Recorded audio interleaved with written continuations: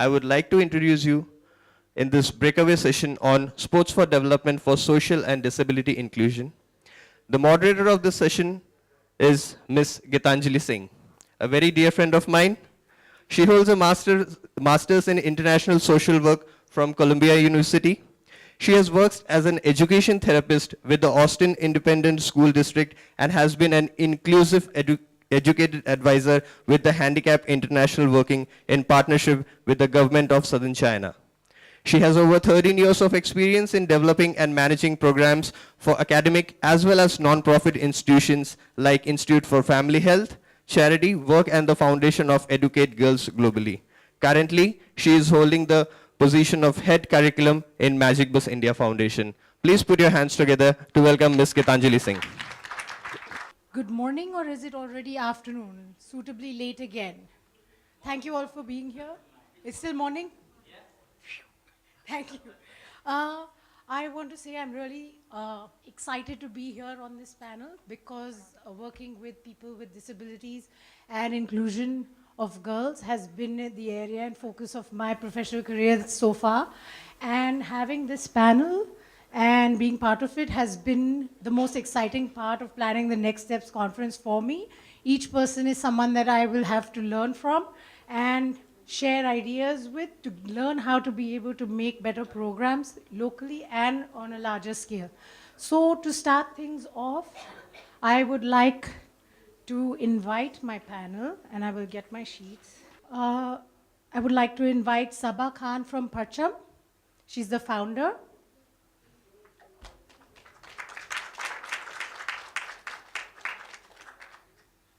I would like to invite Anders Christard, Football for All in Vietnam. He's the director.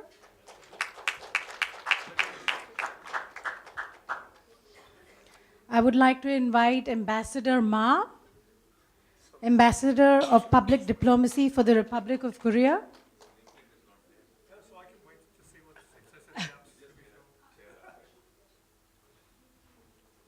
Anders, that's my fault. Thank you. He's always so generous, whether we are late or his name's not there.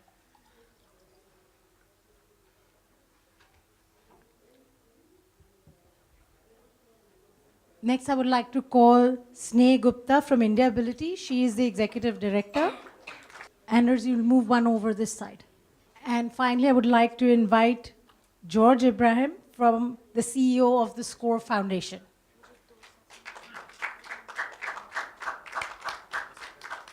Thank you all for being here. I just want to tell you how we will work this session. I am going to be starting a conversation with the panelists, and I would encourage that you to be able to ask questions when we finish a talk with one of the panelists. And I want it to be a little more informal, where people can engage. If you have a thought, you could put your hand up, and we would love to hear your question and direct it to the panelists, obviously after they first at least started speaking. To start things off, Madhu?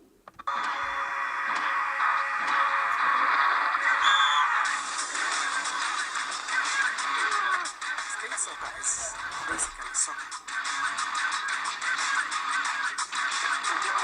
This kind of soccer is played by a group of physically challenged people sitting on locally made skateboards.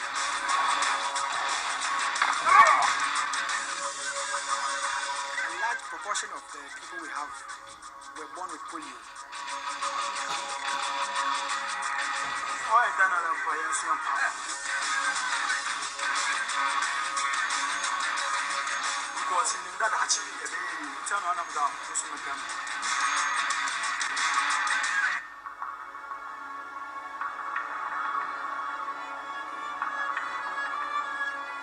I can't talk saying I'm not a beggar. I'm a beggar.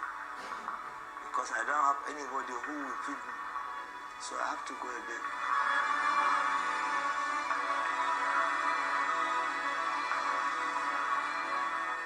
Going inside the class, very dangerous.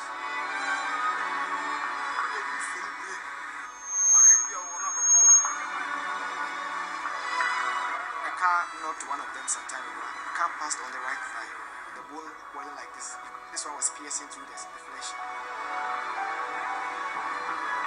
But any you don't know. The Sunday news went to man call one once I think I want to be about. I believe at the tent, me and my wife and my daughter will be sleeping, sir. The objective is to get them off the streets, become popular stars, take care of their families so that they don't have to always beg.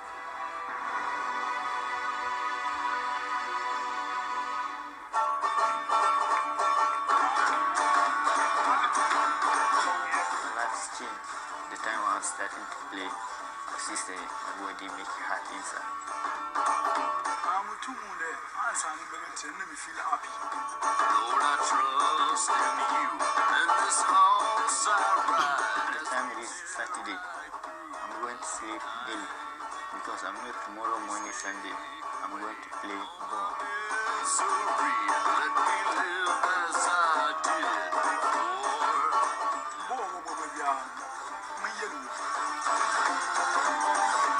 Even I don't have anything, I know even now, right now, you drop the ball, I can play. Play hard, skate soccer, play hard.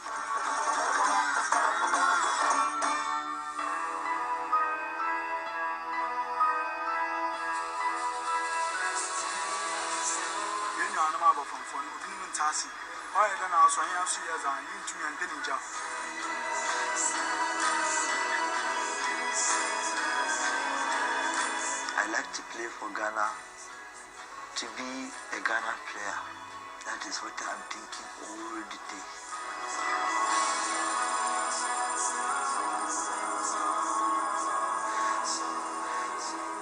I thank God for creating me like this.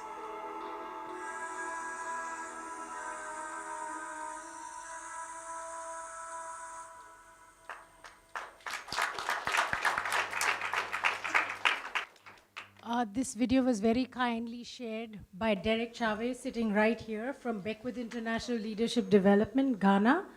He has shared this video clip with us because he says it inspires him. I'm sure that, many of us here will also be inspired by this. This clip was made in partnership with Sports and Youth Development Organization, who founded disability football in Ghana called Skate Soccer. The clip has inspired a movie called Rollerball that you saw here. Please look out for it. It will be out this June. So I'm going to start off by introducing you a little more to Sabah Khan. Sabah Khan has been working with women's organizations for over a decade. Her main area of interest is minority rights. She has been a member of the Muslim Women's Rights Network since its inception in 1999. She is also a member of an autonomous collective forum against oppression of women and co-founded Parcham, an organization working with the vision of a society which is respectful of diversity, celebrating difference and interdependence. Sabah, that's like a lot of different things that you have done. You have been part of many of these advocacy groups and movements in support of women's rights. What do you feel is different in using a sports-based approach for girls versus other interventions? Thank you, Gitanjali, and thank you, Magic Bus, for this fantastic opportunity.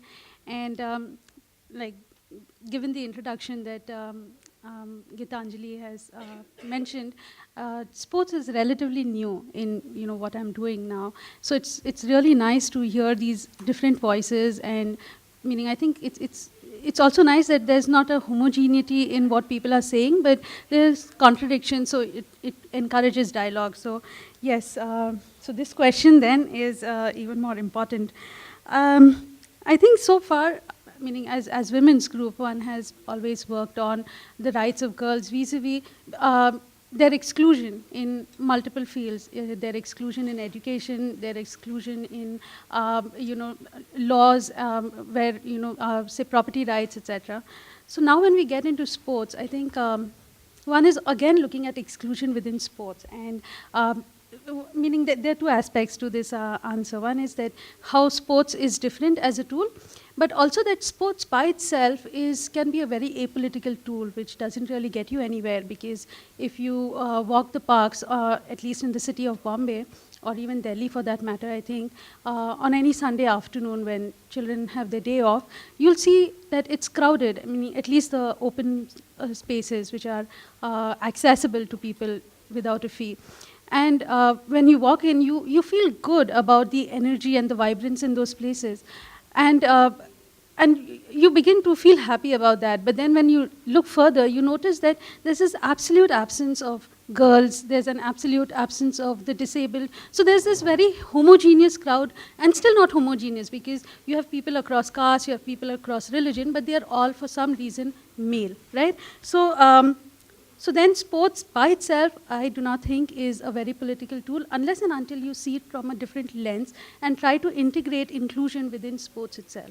Now, when you take sports into activism, and that's what we are doing now, I think it really challenges the status quo in many ways, because now, like I mentioned, that you go into a field and it's crowded with boys, and meaning if you come to Mumra, where Parcham is located, it's this very conservative ghetto. Meaning when you get there, you have almost 80% of the women wearing the hijab, and there's no space for girls as such to be out there in the open. And then what does sports do is that it challenges that kind of status quo, right? And suddenly you see girls in the ground and no one's used to that side. And there's a constant negotiation, but it's also claiming of a public space and being very visible out there, which is what is different in what one has done. Because earlier our visibility was definitely the morchas that we have, protest marches that one has led, or sit-ins that one has done. But this is on an everyday basis where you are engaging with an open space and taking it head on, negotiating with the men to ensure that the girls have a space to be there and have an equal right to that open space. So, meaning that, I guess, partly answers. But I'd also like to say some other things, if that's kind of... What would be some of the things that you would say are the changes that you saw in the girls through a program like this versus another kind of intervention that you may have had to empower girls? Okay. I think, I think I really need to give you the story of how this football team was initiated for you to get the picture. So I have been working with girls for a few years in Mumra, meaning in other places as well, but in Mumra for a few years. And we realized that there is this absolute, meaning when you look at the public space, you see a very different representation of girls. And there is, and if you've read about Mumra, if you Google it, you see all the horrible things, like you see Ishra Jahan, you see the Lucky building collapse, you see terrorists, you see a very stereotypical picture of how a Muslim ghetto is perceived in the world. And in that space then, to be talking to the girls, talking about access to public spaces and about autonomy, about rights is difficult. But I think the girls know, and they want these rights. Meaning, and I think the other thing that is different about sports is that it's very easy, okay? Because you do different kinds of courses, and the girls are bored. But you get sports, everyone likes to play, so they are coming in. But you can't limit yourself to that coming in, and of course you expand the scope there. So in this space in Mumra, we actually a few years ago thought, okay, why not claim public space? So we did these range of personality development courses, etc. And we thought, okay, let's culminate with a public presence of a play, a play for the parents. So we booked this hall. It wasn't like out and out public, it was still a closed hall. And we did this play where girls performed a very popular play made by this women's group called Beti Aayi Hai, which is like around 20 or 25 years old, and it has been taken to various villages. So we did this in Mumra, and the girls performed. And soon after this performance, the next day, we had this very huge article in an Urdu Times paper, meaning which is one of the other popular papers in the country, widely read by the Muslim population, which accused us of being agents of Mossad, and saying that, meaning what are these women doing, and they're making our children dance and sing, and they are evil. So meaning that, and this is a closed space, and now in that closed space we're taking it further to saying, okay, we are now coming into the ground and we are going to play football, where meaning the first day that we initiated this, the girls weren't even, meaning were tying their dupatta tightly, meaning they'd gotten out of the hijab and there was this dupatta and playing. But after a little bit of kicking the ball around, they realized, oh my God, we can't play with this dupatta. So everything went aside. And then there's this claiming of space in a very different manner. So I think that's what it does. So one talks about, the body, and it's easy to theorize and talk about it. But when you come into having to actually do this in sports, then it does make a difference. But at the same time, one would need to add is that this whole group has started also, meaning we are a non-funded group, it's like totally volunteer based. And these girls, because meaning Magic Bus wanted 40 girls at least to start this program, they went outside colleges and they would try to spot, oh, this girl, she looks like, between the age of 15 to 17, so let's talk to her. And they'd talk and they'd get her in. But this talking and this confidence to reach out to girls also happened because of a lot of interventions which went prior. Okay, I would like to now introduce you to Sneh Gupta. She is the founder of India Ability and the president of Sucheta Kriplani's Shiksha Niketan. She has turned a special needs school into a mixed ability one, encouraging girls with disabilities into boarding school education and establishing an on-campus mobility design workshop for disability appliances. She co-founded and developed IMAGE, India Ability's youth mentoring and social inclusion program for the disabled through sport, which was included in the Olympic Committee publication on Sports for All. Welcome, Sneh. Thank you for being here. Sneh, my question to you would be, you have your hands full. You are dealing with multi-layer of marginalization in terms of poverty, gender, and disability in Rajasthan. How are you managing that? How are you making your program do the things that it is supposed to do and what you have set your goals out to do? We're mainly dealing with disabilities. And just to illustrate what I want to say, we'd just like to run a very short film of 2 minutes long so you can understand what we're doing.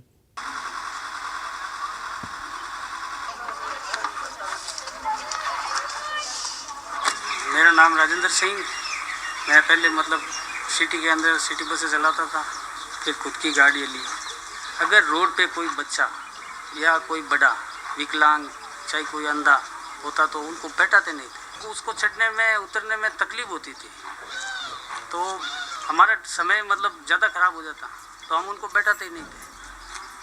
जब से हमारा बच्चा MPS school में admission करवाया, उसके बाद में education संस्था में एक इमेजिंग का प्रोग्राम चलता है।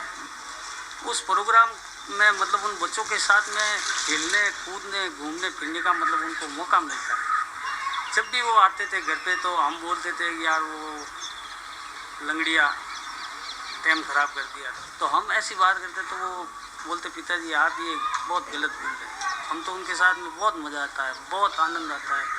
इतना 2-3 बार उन्होंने बोलने के बाद में हमारे भी दिल में कि यार हमारा बच्चा अगर इस तरह से उनके साथ में है, तो अब रोड पे अगर कोई विकलांग कोई अंधा दिख जाए तो हम पहले रोक के बैठाते उनके प्रति। अब तो नहीं बोलते हम, वो बोल नहीं सकते क्योंकि अब हमारी भावना चेंज हो गई है। बाकी गांव में तो बोलते हैं लूलिया फंगड़िया लंगड़ा घोड़ा ऐसे बोलते, पर अब हम नहीं बोलते। ये भी एक इंसान है, अपना जैसा है वो भी। हाँ बिल्कुल, समान ही है वो बिल्कुल। हमारे बच्चे MPS स्कूल वाले और विकलांग बच्चों की वो इमेजिंग प्रोग्राम के अंदर रेस हुई थी दौड़ने की, उसमें हमारे बच्चे पीछे रह गए और विकलांग वाले बच्चे आगे भाग गए। अब स्वस्थ बच्चे अगर पीछे रह जाए और विकलांग आगे बढ़ जाए तो खुशी तो होती है अंदर की। आगे वाली पीढ़ी विकलांग बच्चों को देख के उनसे आगे बढ़ने की कोशिश करेगी। So the last clip of the young man who was up that pole is sitting in this audience in that wheelchair, right there. Would you believe that he was the one up on that pole? Would you believe that a person in a wheelchair who's considered to be disabled was the one who was up in that wheelchair, up on that pole? So we deal with our problems, our issues on disability, through redefining ability across the board. Redefining ability for the disabled, non-disabled, and for girls. By redefining ability, by asking people to look at what ability really stands for, what it really means, makes one actually think, particularly the non-disabled, makes them think about what ability means, what each of them can do. And when they begin to realize that even though they might have all four limbs working, doesn't necessarily mean that they have any more ability than somebody like Janak Singh, who is able to get up that pole, called the Malcolm pole, and perform yoga asanas, which they can't actually do. So we're about redefining ability. One of the ways that we are able to do this at a much more effective level is that we took IMAGE, which is our Sport for Development program, into the villages. We've adopted 5 villages, and we are getting our senior IMAGE members who've been with our program for a number of years. We are training them to actually go and deliver the program to the village IMAGE members, the village kids.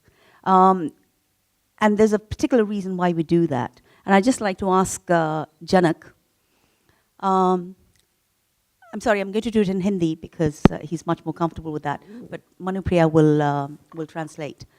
जनक, मैं आपको ये पूछना चाहती हूँ कि ये जो हमने गांव में कम्युनिटी इमेज प्रोग्राम शुरू किया था, जब आप पहली बार गांव में गए ये प्रोग्राम डिलीवर करने के लिए, तो क्या हुआ, कैसे लगा आपको? जब हम पहली बार गांव में गए तो एक होता है कि अगर स्पोर्ट्स हो रहा है तो वहाँ पे तो बहुत सारे लोग आने चाहिए, ये होना चाहिए, मगर वहाँ गए तो मैंने वहाँ यह देखा कि बच्चे भी बहुत कम और लोग आए हैं, वो कमेंट कर रहे हैं कि ये चल नहीं पाएंगे, ये क्या खिलाएंगे हमें, ये क्या बताएंगे, खुद तो नहीं चल सकते, यानी और वो अपने जो सब जो बोलते हैं पांगलिया खोड़िया लंगड़ा, जो अपनी राजस्थान भाषा में हमारे जो बोलते हैं वो वैसे वैसे बोल रहे थे. He is just telling that first when he came into the rural community and we had the first session of image program, the children were very less in compared to the session number 2, and all the villagers and all the children were telling after looking at him and other children who were disabled what they are going to teach us, what they are going to play with us, they cannot how they can play, and they use the terms like cripple, lame, langda, and a sign of disrespect. फिर जनक मुझे ये बताइए, जब आप दूसरी बार session number 2 करने गए गांव में, तो फिर क्या हुआ? तब हम सेकंड बार गए, तब हमको आना था, हम हमेशा आधा घंटा पहले जाते थे हमें, क्योंकि हमें ग्राउंड वगैरह सब तैयार करना पड़ता है. उस समय हमें वहाँ देख के ये लगा कि बहुत सारे बच्चे आए हुए और साथ में बहुत सारे गांव वाले भी आए हुए देखने के लिए, और इतने सारे आए, उनको लगा कि ये हमें कुछ सिखा रहे हैं, हमारे लिए वो फ़ायदेमंद सिखा रहे हैं, हमें फ़ायदा है इससे, वो हमें कुछ दे रहे हैं. तो वो हमसे बात करना और सही नाम से मेरा नाम है जनक सिंह का, कैसे जिसका भी नाम है सबको नाम लेके बुलाना, यानी कि हमारा जितना वो नज़दीक आने की कोशिश कर रहे थे.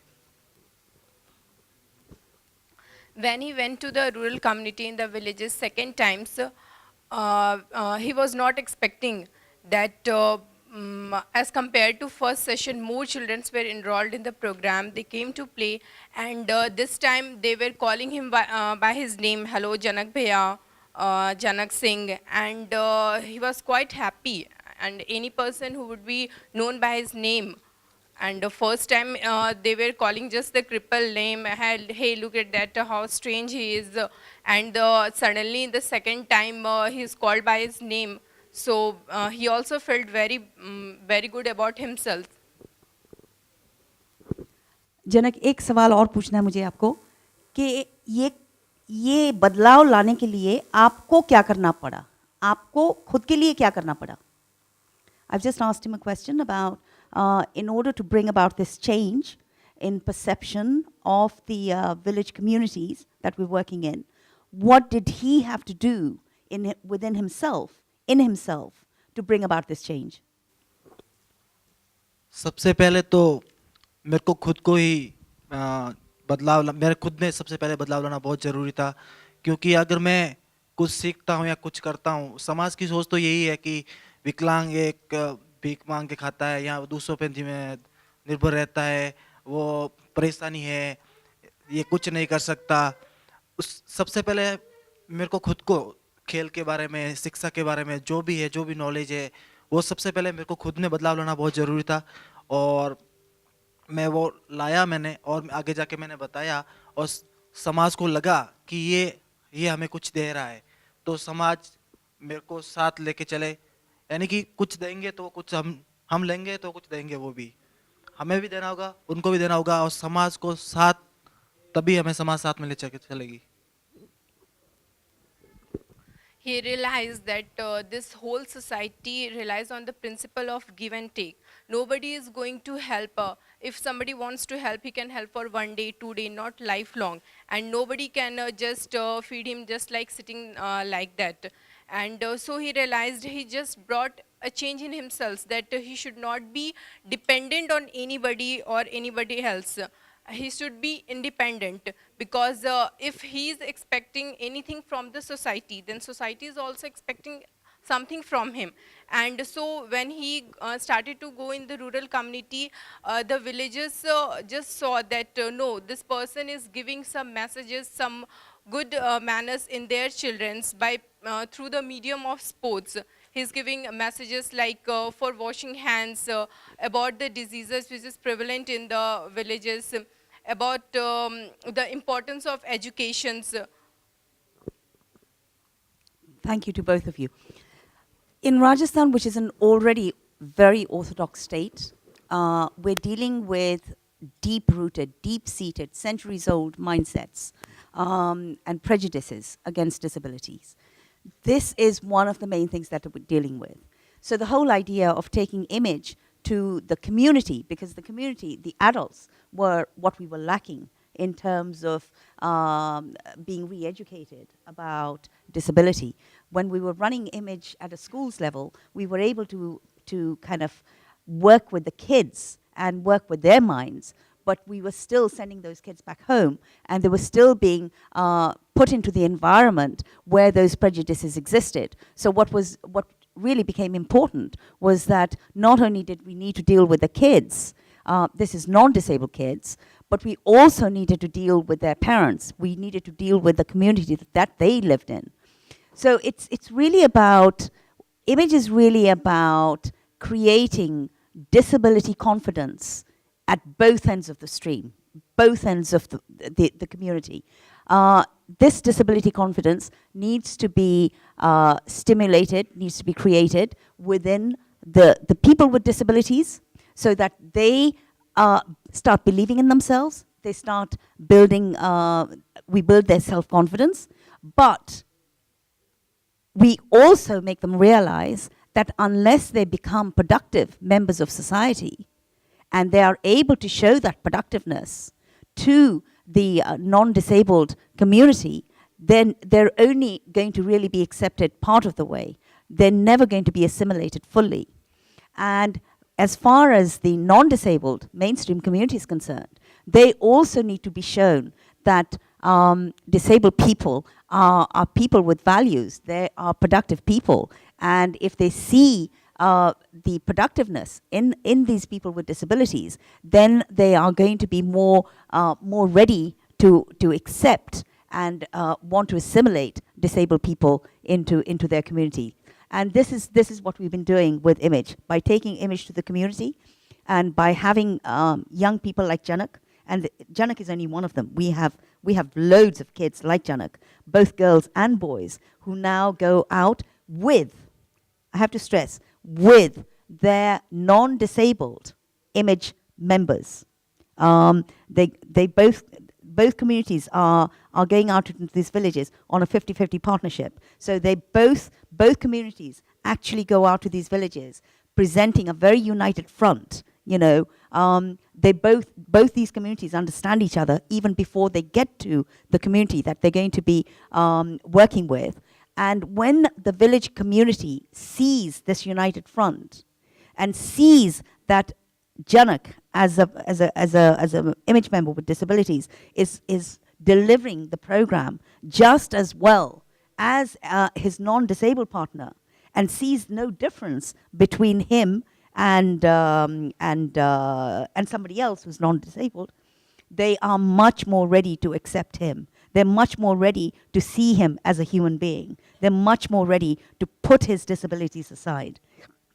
And this is what we've been doing with Image in the communities. The question I have is, do you also work with persons with intellectual, psychological disability, or is that be too much, like too many things to? Yeah, no. Because You know, there's so many different forms of disability, Right. and we really concentrate on the physical disability. We've been working in that field since '91. This is what we know about, and we know how to deal with it. So that's it would be just too much to take on other disabilities. We'd be spreading ourselves a little too thin. But hopefully, as we grow and the program grows, maybe we can actually include other disabilities. But you know, there is no benchmark that we can go by. There is no other program that we can look at and say, okay, these are the ways that we can work. We're actually setting our own benchmarks. And once we have a more structured form of the program, then we can start taking a broader view on what else we can do with the program and what other communities we can take in. But do you have a lot of people coming in? Because with the work that I'm doing right now, I found that you know there's a lot less visibility when it comes to intellectual and psychological disability. And you know, we've actually had kids in the community that I work with who are locked up, you know, inside the houses and not even allowed to come outside. And as you were talking, I was thinking of how something like this could work fantastically, almost in similar patterns with children with intellectual disabilities, and then you have their families see them in a different light, not just the rest of the community. And Absolutely. It's getting everybody to see them in a different light. And actually, a lot of the kids that we have at our organization, we have now 400 plus kids with disabilities. And as Gitanjali mentioned, we are one school that started out as a special needs school, but have turned it into a mixed ability school.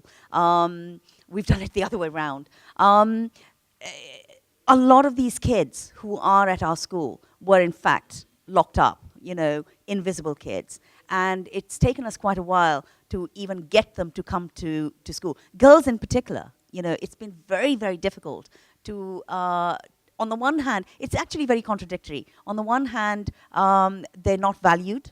They don't have a place in society. But when you do go, you talk to their parents and ask them to send them to boarding school, they can't do that either, because that means sending their daughter away from, the safety and the security of the home. But we managed to do it. And these kids, after receiving an education, after being at our organization, and we use sport as a parallel curriculum, even within, apart from Image, we use sport as a parallel curriculum to build their self-confidence. These kids are very different kids. They're very different kids. With Image, when we were operating on a schools level, we had 18 clubs spread over Rajasthan. And in some of those clubs, we had blind kids, we had kids who were deaf and dumb. So we had other disabilities, but again, the same problem. We weren't getting to the community, and it's really, really important getting to the adults. And so now we're actually running this pilot phase, which is a community-based program, and we will see how it goes and where we can take it. Recently in Belgium, protests are going on to pass the child euthanasia bill, and if a child with disability wants to end his or her life, should he or she be allowed to commit an act of euthanasia? Because protests are going on in Belgium to pass an act of euthanasia, child euthanasia bill.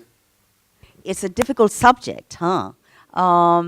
I can't actually sit here and say somebody like Janak Singh should be given that option. I think if you ask Janak Singh whether he would like that option, maybe before he came to SKSN, maybe before he started getting a life together, having a life, maybe he would have considered that option. But if I asked him today, I think he would say absolutely no way. He considers himself to be a productive person, just like you or you or you know. And if he considers himself to be a productive person, as a valued person, why should he want to end his life? We people are responsible for labeling these people, okay? If we stop labeling them, if we stop telling them that they can't do this and they can't do that, if we allow them the space to breathe and to do things, I don't think these kind of laws will need to be passed. I don't think anybody will be asking for such laws to be passed. I have just basic two questions to be asked to you. You have been working for last 24 years on physical disabilities. What is the basic research you have carried out over a period of 20 years where you can tell to all of us the physical activities and sports which are most suitable to rehabilitate people suffering from physical disabilities? In order of preference, 20 years is a big period.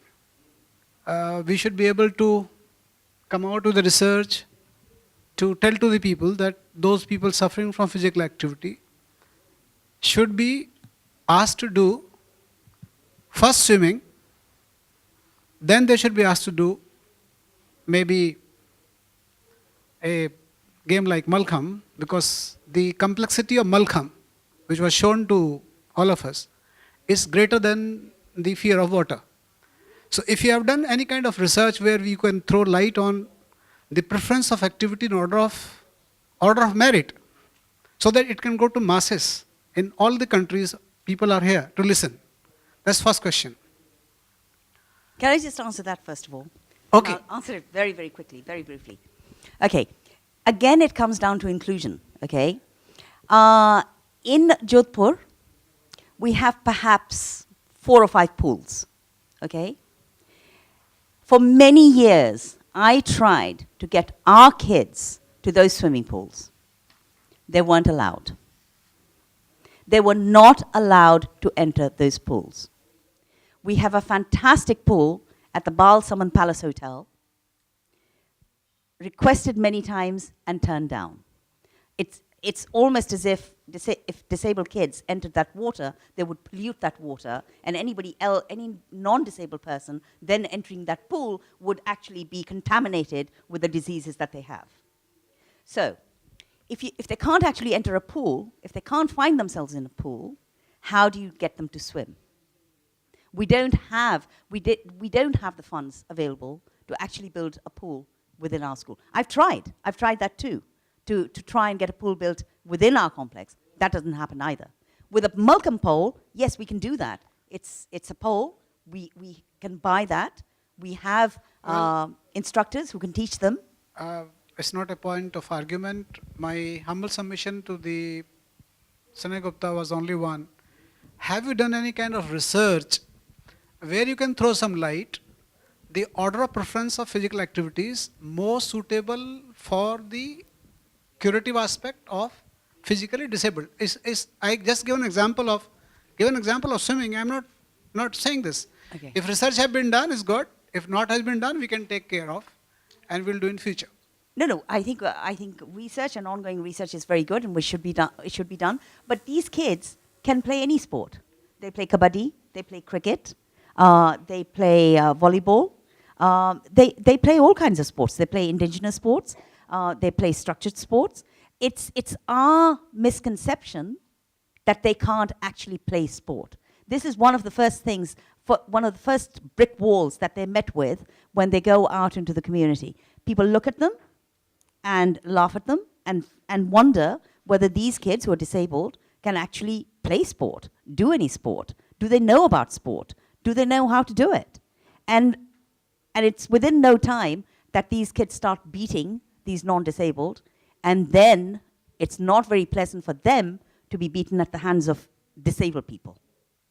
It happens with us all the time. Janak was actually worked his way to district level, a district level cricket match run by the government. And when he got to the district level, without even allowing him to participate in the cricket match, he was turned away because he was disabled. He was actually asked how he managed to get himself up to that level, get up to the district games when he was disabled. But he wasn't allowed to participate any further. So it's our walls that we put up. We, the non-disabled community, that the walls that we put up stop them from actually progressing. And I actually want to also address that. I think that to say that there would be an order in which we would be giving people options of physical activities is very prescriptive. Absolutely. And I mean, like for me, I would not be able to climb a Malcolm pole. It would not even be something of interest, but I would love to be in a pool. So for someone to say for me to go through a program, I would have to do one or the other. If Malcolm was the first, I definitely would not be engaged in sport. So I don't think that we should look at things as they have to be like this and this is the order. And that's exactly, I think, what Sneh is trying to say, that it is more about everybody having the choice, including people with disabilities, who should be considered in the choices that they have been offered to them, rather than us from the outside want to say, this is what you need to do. You wouldn't ask a group of non-disabled children, so what shall we put you in first? Which is the first sport you should do? What is the next sport you should do? And so on. You wouldn't do that with non-disabled. Why would you want to do that with disabled? On this topic, I actually think it would be great for us to meet George Abraham. George Abraham is the CEO of the SCORE Foundation. He has set up the National Cricket Program for the Blind in 1990 and the World Blind Cricket Council in 1996 and organized the first Cricket World Cup for the blind. He established SCORE Foundation, a non-profit organization which launched Project iWay in 2003, which is a single-stop knowledge source for people living with blindness and low vision. He is a winner of many prestigious awards and was elected as an Ashoka Fellow in 2007. He is a disability activist and has co-authored a book on inclusive education. Welcome, George. I wanted to talk about a recent project that George has been involved with. Nazar, yeah? Do you want to take it from there? Nazar, yeah, Nazar, yeah. Nazar, yeah, Nazar. Nazar, yeah. Can you tell us? Check, hello. Hello, it's working? So, can you tell us about your project Nazariya Nazariya and what are the viewers going to see and what would you like them to take away from this series? Right. First of all, good afternoon. I presume it's good afternoon now. Right. I'd like to answer that question by giving 5 good reasons why we are doing Nazariya Nazariya. What I would start with is requesting the audience to please close your eyes for a little while I speak. Just close your eyes and imagine you are in an aircraft flying via the east to Washington.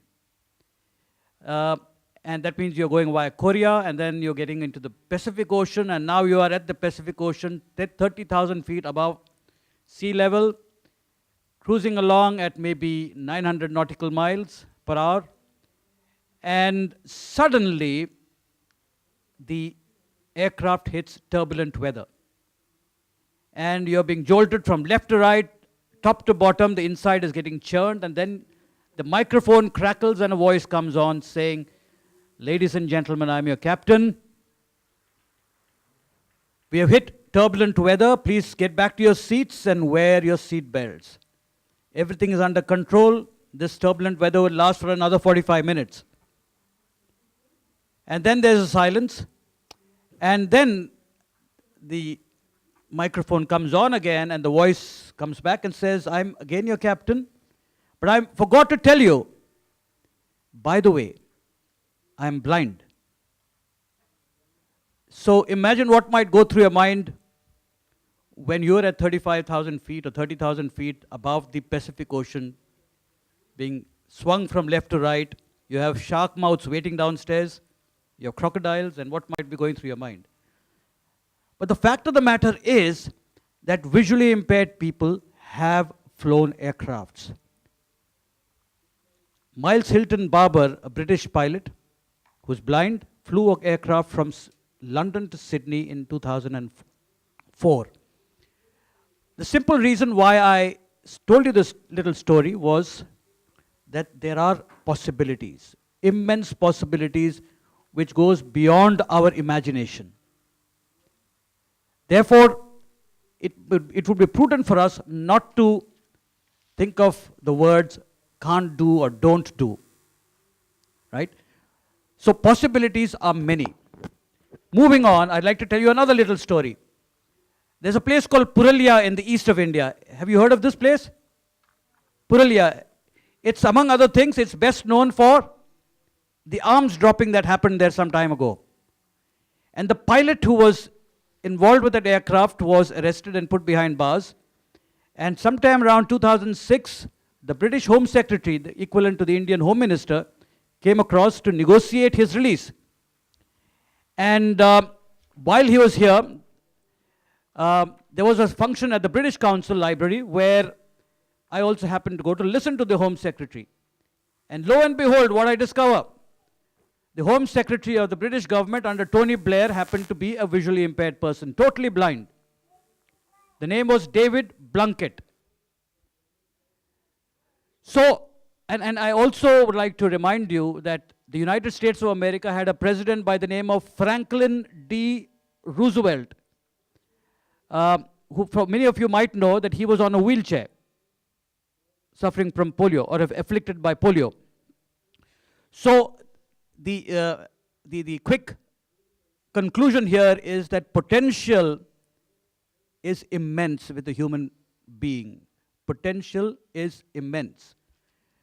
The third little story I'd like to tell you is a few years ago, I happened to go to Orissa. And we were doing a project for IWAY. This is our awareness building and sensitizing program. And I happened to be with the Chief Secretary of the state, who's the second most powerful person, maybe most powerful after the Chief Minister. So I had an appointment with him. So when I reached his office, he ushered me in and pointed me to a seat. And we started talking. And I switched on my laptop and started making notes. And suddenly the Chief Secretary turns around and tells me, Mr. Abraham, I thought you were blind. I said, yes. Any doubts? He said, no, but you're working on a computer. So I said, well, there is technology which has enabled me to work with this computer. And I said, sir, would you like to come and sit next to me? I will show you how. And then I showed him how the screen reading software worked. And surprise, surprise, his jaw dropped open. And he says, can't this technology be used in our universities? Can't this technology be used in our education system? And can't visually impaired people be part of the mainstream education? I said, well, that is definitely possible. And so he said, we'd like to know more, and the conversation went on. The point I'd like to make here is that there is a problem with perception in this country. Majority of people in India, probably around the world too, do not realize that there is ability in every human being, blind or otherwise. The tendency, ladies and gentlemen, is that when there is a glass of half-filled water, most people tend to look at the half-empty part of it. There are very few people who look at the half-filled part of it. And what I realized with my own life over the last 55 years is that my parents, my family, my teachers looked at the talent and ability I had. And they spent their time nurturing that. And that resulted in me traveling from being an infant who had meningitis, lost eyesight, to going through school, going through St. Stephen's College, did an honors in mathematics, a master's in operations research, got into advertising, and then now set up my own project. Gitanjali told you about the World Cup, and now we have I was a driving force behind a television serial. So blindness was no reason for holding me back. And blindness is no reason to hold anybody back. And then, I'd like to take you to another quick story. 1990 was the year, and I was at Dehradun at the National Institute for the Visually Handicapped. And I was the guest there, and I was staying in the guest room, and one morning, at about 5:30, I woke up to the sound of cricket commentary. And there was a loud voice which said, Imran Khan moves into bowl to Sunil Gavaskar. And I, being like a good Indian, being a very, very passionate cricket lover myself, stepped out and went towards the ground. And when I reached close by, I realized that it was a group of blind kids playing cricket, using a ball that rattled. And the guy who was giving the commentary was a partially blind guy who was standing behind the wickets, called the wicket keeper. Never mind the accuracy of the commentary. But what was evident was there was immense passion and great talent. Because the bowling was accurate, the batsman was striking the ball, the fielders were athletic, they were running. And I was told that these kids woke up in the morning, played cricket, went for breakfast, played cricket, went to school, came back and played cricket, went for lunch, came back and played cricket. And finally, the umpires had to fold their hands and say, please, no more cricket now. The light is going bad. We can't see anymore, so we can't refer. So it is passion. So we people with disability have a lot of passion. So I just like to go back to the 4 stories I said. There are possibilities, there is potential, there is a problem with perception, and now we've also discovered that there is passion. So this calls for a paradigm shift. And that is what Nazar Ya Nazariya was hoping to do. Nazar Ya Nazariya is a television serial, a 13-part television serial in Hindi, which was telecast on Doordarshan, which is the national channel, all over India, beamed all over India.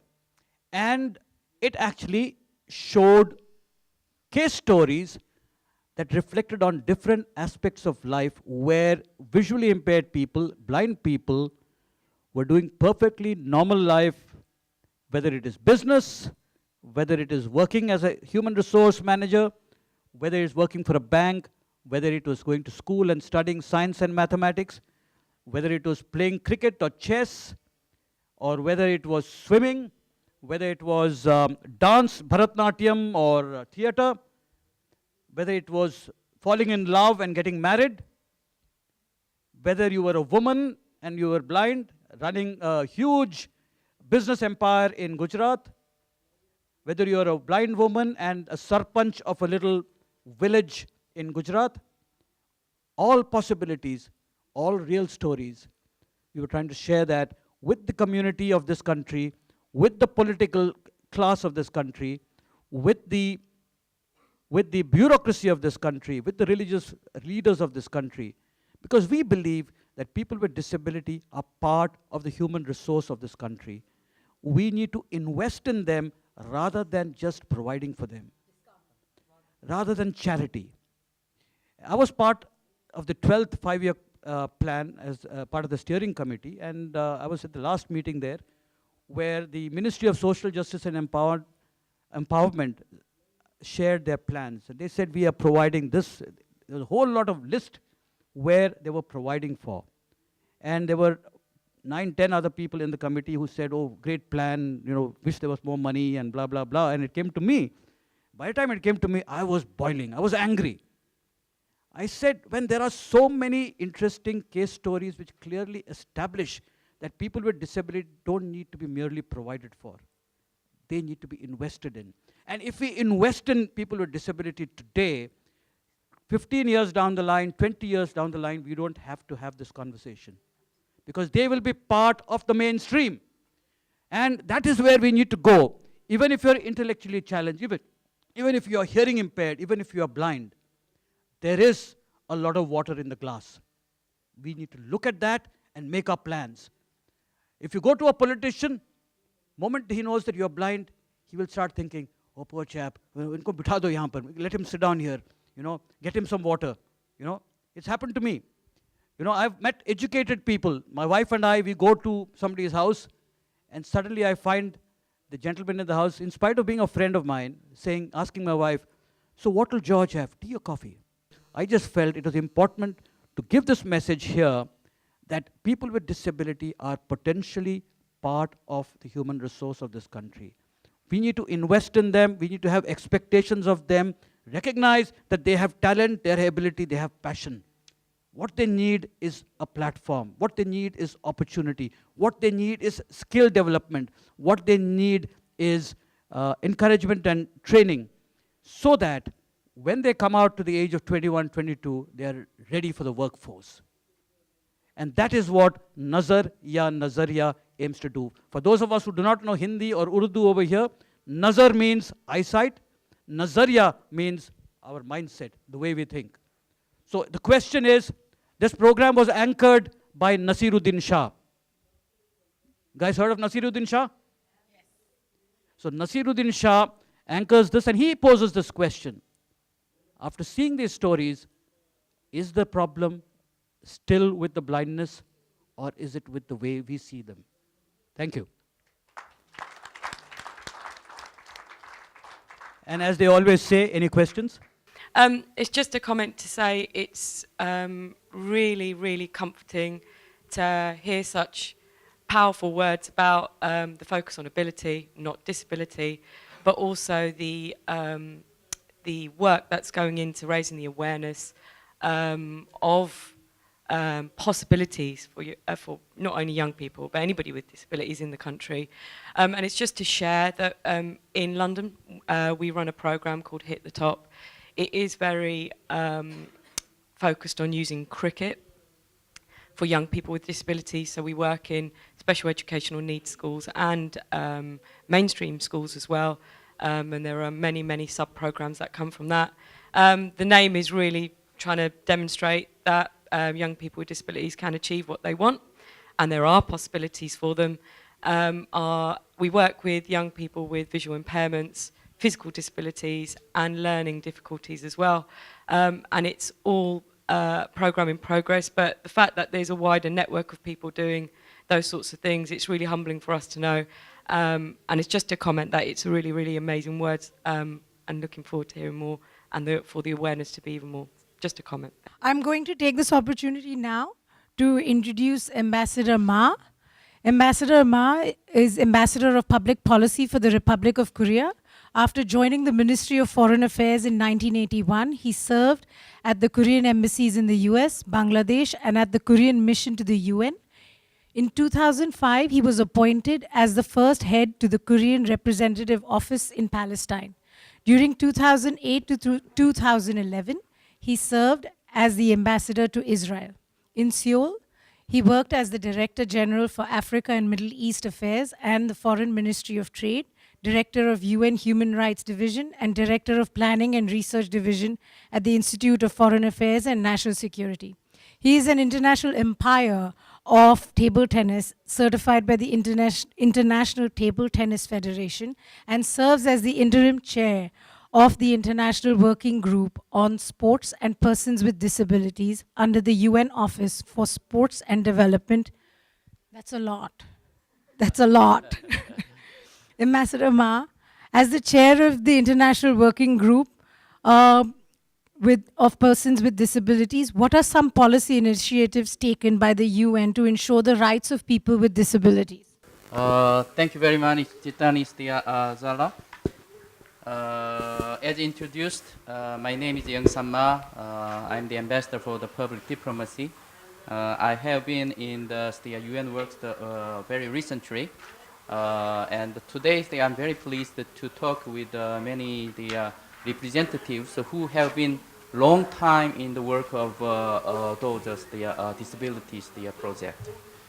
I just start with my presentation, and most of your questions might be covered.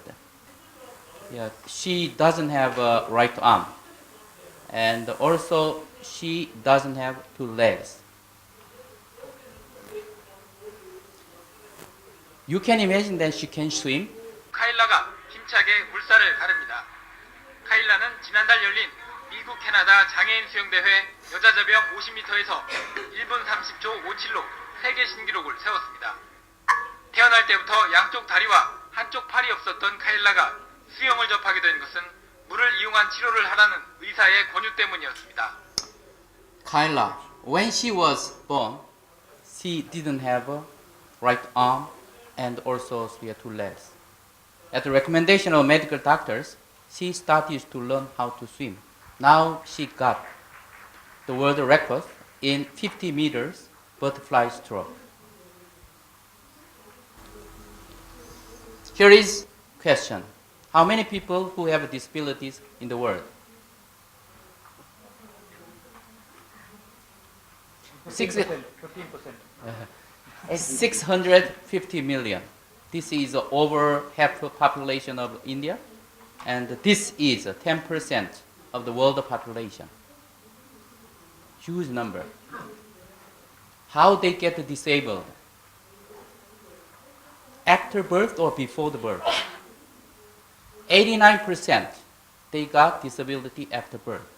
That means through the accident, through the disease.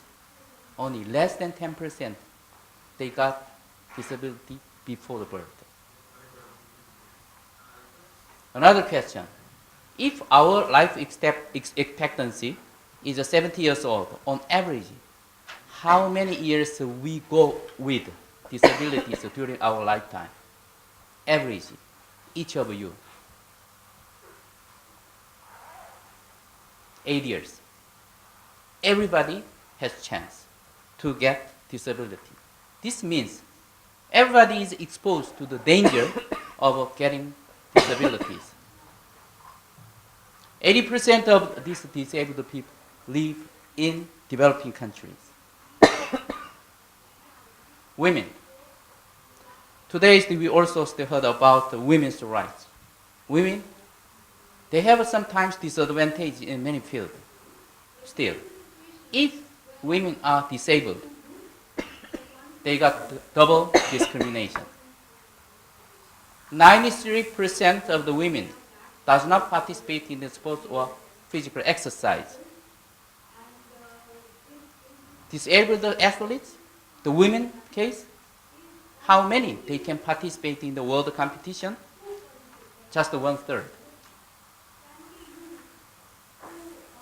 Therefore, there have been a lot of effort to protect and promote the right of disabled people. From the 1945 UN Charter and the Universal Declaration of Human Rights of 1948, and also 1966 International Covenant on Economic and Social and Cultural Rights. 1981 was designated by the UN as International Year for the Disabled Persons, and we have very good momentum in 2006 that the United Nations adopted the Convention on the Rights of Persons with Disabilities and also the optional protocol. According to one of the articles of this convention, disabled people have equal access to the sports facilities and programs. Therefore, we think that there are two things to change. This issue was already covered in our discussions. First, the people. As Janet Singh also today expressed his feelings. The people with the disabilities think and feel about themselves. They have to change it, like Janet Singh. Society. Also, today George mentioned, the society, our communities, we have to change how we think and feel about the people with disabilities. There have been integration process of Olympics and the Paralympics. Sometimes Olympics now in Sochi, they got a lot of attention. However, after that, there is another thing. There's the Paralympics. How we can get attention from the people. 1988, I saw some Olympics. Those two games were held one after another. And since then, it becomes tradition that now, Winter Olympics and the Summer Olympics, those games are being held back to back. We see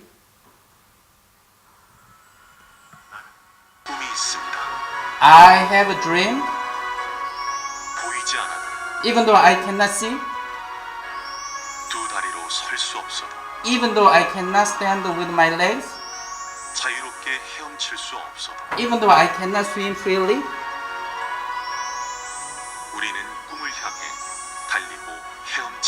I am running and swimming to the dreams. 우리들은 달립니다. We are still running.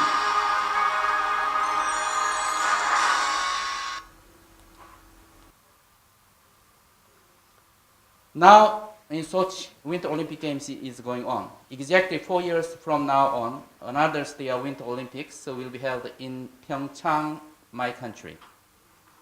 In relation with these Olympic Games, there are a lot of programs. Last year, Special Olympics for the people with mental disabilities was held in Pyeongchang.